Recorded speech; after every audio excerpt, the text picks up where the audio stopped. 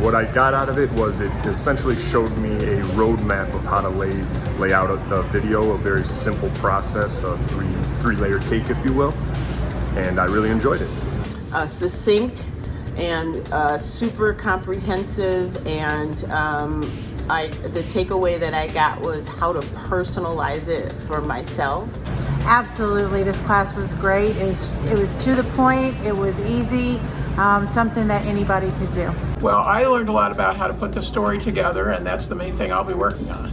How to implement today, how to put together a video message with my message from my heart that will position me as an expert in my field and get more business for me. It made me dive deep into what I would want in content for video.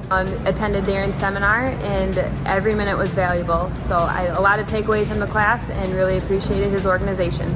And the other thing that I took away from this workshop is that Darren said that it's important to take that first step and not just sit there and be perfect. And you're going to learn how to put simple business videos together that you can populate onto your website or social media. We're going to talk about capturing the video, editing, lighting, a lot about messaging, and how you can use video to help promote your business. This is Darren Powers.